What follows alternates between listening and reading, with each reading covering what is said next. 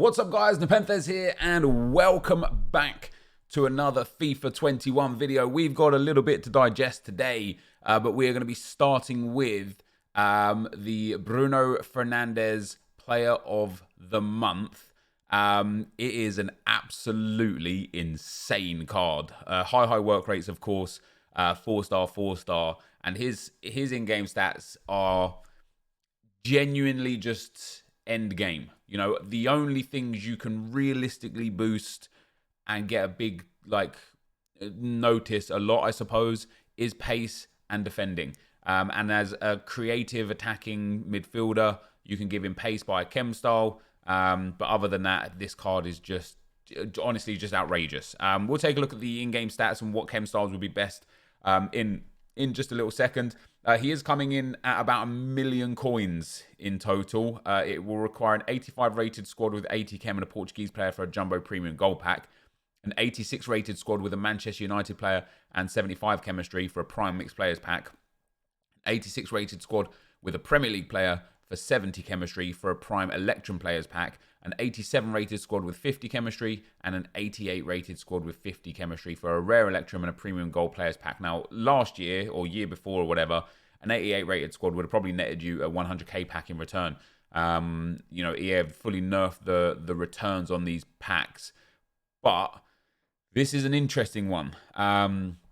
We'll start by looking at him on Footbin and kind of go through why it's an interesting one. First of all, the upgrade from his 90 rated team of the group stage is actually quite sizable. They've given him just 1 pace and just 1 dribbling, 1 passing and 1 defending, but they've given him 3 aggression, 3 jumping, and then 3 shot power long shots with 2 positioning. As I say, it is quite a sizable upgrade. The problem I think we're going to have with this being 1 million coins is, first of all, with Team of the Year being fan voted, there is an outside chance he gets into the Team of the Year, right? Me personally, I don't think he's going to be in Team of the Year, but a lot of the predictions I've seen, a lot of the things from people where they, you know, like just viewers and stuff like that, that are talking about who's in their Team of the Year. I've seen Bruno Fernandes in quite a lot. And of course, this year, for a midfielder, he has had quite some impact, specifically for Manchester United, obviously scoring a lot of goals. Since he's joined Manchester United, he's scored 23 goals in 39 games. There's a lot of penalties in there, but in general, he has been... He is dominated for Manchester United. Now, they haven't won anything. They haven't done anything. They're not even in... Are they in top 4 right now? I don't know if they're in top 4 or not. Either way, even if they are in top 4 isn't really... No, they're not. They're 6th. So even though they haven't won anything, haven't done anything, I am seeing Bruno Fernandes in people's Team of the Year. So with that being said, how good is this card and is it worth 1 million coins? The answer is yes and no. It is worth 1 million coins if you plan on using him until, say, Team of the Season, which would be absolutely viable because this card is absolutely sensational. Put a basic chem style on him, he becomes a 95 cam and a 95 centre mid. As a centre cam, that would be just a ridiculously phenomenal card. You could put other chem styles. I wouldn't personally put a sniper. I wouldn't personally put a finisher. I wouldn't be opposed to a Deadeye if you're playing him as more of a second striker than a centre midfielder / cam. That's not bad. A marksman would be okay because it gives a big physical boost. Hawk I wouldn't personally give. Artist I wouldn't give. Architect, not bad. If you want to use him as a secondary CDM, that physical boost is quite nice. And in that same vein, a Sentinel is actually quite good. Gives him a monster physical boost. It actually puts him up to an 88 CDM with brilliant defensive awareness and brilliant interceptions. Now, we all know stand tackle and slide tackle. I don't know how valuable they are as stats. I would argue they're not very, very valuable at all. You know, I think it is defensive awareness and interceptions that are the main ones. You give him a Maestro, it's very, very good, but it doesn't boost the agility and balance. You give him an engine, I would argue that that's probably the best chem style for him. It boosts his balance up to 95, his dribbling up to 99, his agility up to 90, his short passing and long passing maxed out, well, 97, 96, his vision, crossing and curve actually maxed out, a big 5 pace boost, and he's got outrageous finishing as well. I think that is a chem style that's perfect, and I think as a player, I just genuinely believe that is... I am pretty certain that would be better than a lot of Premier League team of the seasons that we actually end up getting. Which obviously team of the season is still like 6 months away, right? We not even have to think about that at the moment. So for that reason, I say, yeah, this card is worth 1 million coins, right? When you look at De Bruyne's team of the group stage, 92 rated, he is 400k actually. He's got 3 less pace, 4 less shooting, 2 more passing, same physical, less defending, less dribbling at 400k. I think Bruno Fernandes, I mean, even if you just compare him as a 91 to a 92, I think Bruno Fernandes would be at least, I would say, close to 1 million on the market, maybe not too much off of it. The reason why, so that's the reason why it is worth 1 million. The reason why it's not worth 1 million is because, first of all, it's untradeable. You don't get those coins back. And second of all, comparative to what else is out there, compared to his 90 rated, which is still 750k. It obviously has gone down about 100k today, but the fact that his 90 rated was 850k or 860k tradable, if he did get a 91 as a tradable, it would probably be over 1 million coins. Now, of course, that will slowly but surely come down in price as the game cycle goes on, whereas once you've submitted this for 1 million coins, that's it, they're just gone. So you have to factor that in. But the other reason why I would say no to this player of the month is simply because it is almost certain he will get more special cards this year. How long that takes, I don't know. Maybe he doesn't play good again for a month. Maybe he gets another player of the month next month. Maybe he gets a man of the match in a cup game or Champions or Europa League game. Maybe he gets another inform. You know, what was his last inform? What team of the week was his last inform? It was team of the week 7. So he's fully eligible again for more team of the weeks now. So it's what I would say is if you are building a Premier League squad and you just want to have as much fun as quick as possible, do this card because he's insane. He's insane. However, if you value your coins and making sure that you get the best out of the full game cycle, I think this probably is a bit too expensive. Now, after that, we have got Footwatch have tweeted some stuff that is in the game or coming in the game or whatever we're going to say with that. So first of all, this is the new icon swaps card. It's a bit boring, it's whatever. This is a new freeze card. The freeze card is genuinely brilliant. It looks absolutely fantastic. Very excited for that promo this evening. And then there's some new packs. There is a base or mid icon SBC. There is a mid or prime icon pack. Not necessarily SBC, I beg your pardon. And then there is a prime icon pack. And then there is an 89 plus mid icon pack.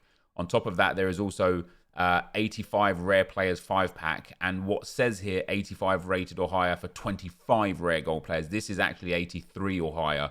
I don't like, there was some discussions there. It says here on the right hand side, maybe a mistake, it says 83 plus in one place and 85 in others, but it's 83 rated. I have a feeling, I think people were panicking when they saw this and they're thinking this is going to be SBCs. I have a feeling all of this is icon swaps, right? I have a feeling the 25 rare gold 83 plus players is going to be through icon swaps. The 85 plus 5 rare players is going to be through icon swaps.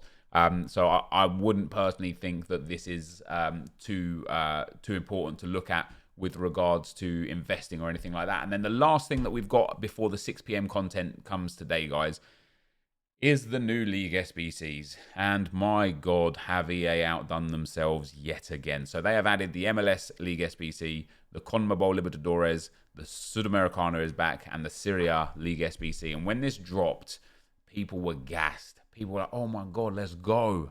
Let's go. A 100k pack for the Serie A. Do you realize how terrible that actually is? It's an untradeable 100k pack. Just to give you guys a little bit of context, EA this full SBC is 250k, right? According to Footbin. Now, we always know that you can do the SBCs cheaper than what the Footbin solution says. It's never the actual best price. And in my experience, I would say around 10 to 20% to take off is fair. So then you're looking at about maybe 200 to 225k to complete the Serie A SBC. What you get with that is an untradeable jumbo rare players pack, but then, and here's the biggest problem, is everything else is untradeable too. Prime Mixed Players Pack untradeable, Electrum Players Pack untradeable, a tradable Mixed Players Pack and an Electrum Players Pack, a small rare tradable, an Electrum tradable, a rare Electrum untradeable, a small Prime untradeable, a premium Gold Players Pack untradeable, and again, there's a few packs here, and then the silvers, even some of the silvers are untradeable. Look at that small rare silver players pack. EA are doing this job of going into untradables for basically everything. And I understand why they do it, because it benefits them, all right?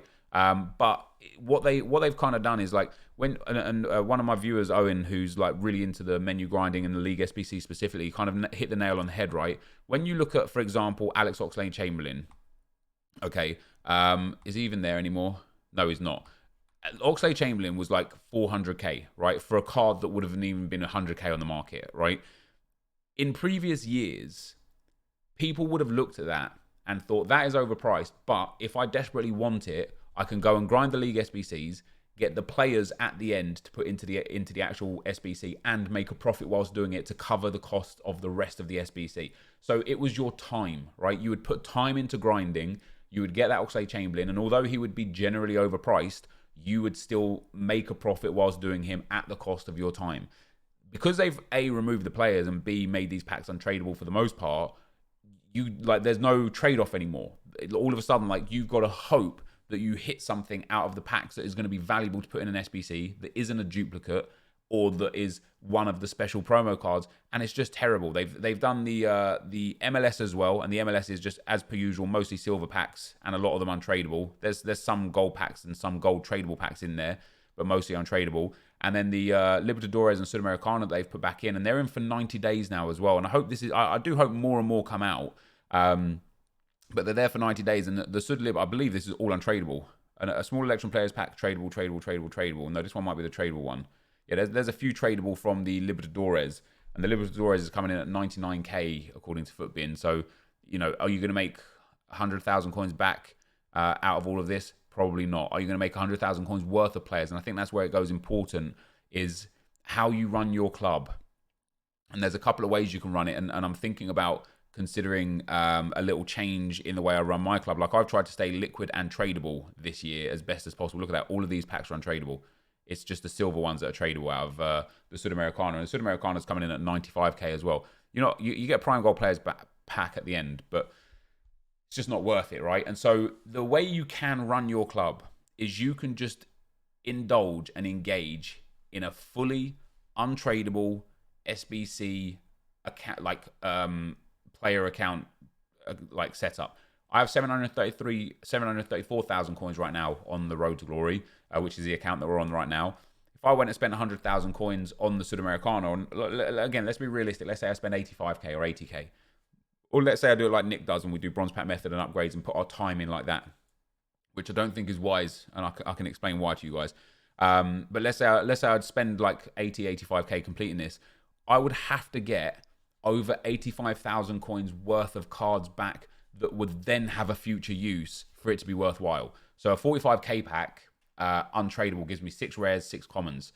They'll have a minimum guaranteed value of like, what's that, like maybe like 10,000 coins in future SBCs. But if those future SBCs are also untradeable, you're essentially putting like 90,000 coins into untradeable cards, and then hoping that those 90,000 coins can expand to more, rather than putting those 90,000 coins worth of untradeable cards into other SBCs that also return untradeable rewards. And it shrinks and it shrinks and it shrinks until that initial 100,000 coins or 80,000 coins or whatever has disappeared, and you've got nothing left to show for it. That's what EA want, and that's what people are doing. People are like, slowly but surely condensing their club down and not really having anything at the end of it, especially with how easy it is to obtain coins, how cheap the market is as a tradable, and how many cool objective cards there have been. It's just a really strange one for me. But of course, you've got some tradable packs here, and you can make some money back off the silvers. From 6 silver packs like this, you'd probably, listen, if you sold at the right time, you might be able to make 30 or 40k back. So it might be, it might be one of those things that's worthwhile. But for me, it's just a very interesting one. Because I've tried to stay liquid all year, but I don't know. For me, I personally think EA have done us dirty on the League SBCs. However, people are still paying for the League SBCs, and so if you go and buy players or open bronze packs and things like that, the BPM still mad successful. Like that guy that I sold there, 1,400 coins to that silver. That's because he's for the Serie A. But yeah, the BPM is still mad successful because people are still doing these League SBCs, because people think that you are getting value because you're getting packs, in spite of the fact that they are untradeable packs and don't really offer that much back. But Do we get anything useful here? No, not really. But that is going to be the end of the video for now, guys. I'll be back with the 6 p.m. content. Looking forward to seeing what EA do with icon swaps and what we get for this free setup tonight. But thank you for watching. Hopefully you enjoyed it, and I'll see you next time. I'm out. Peace.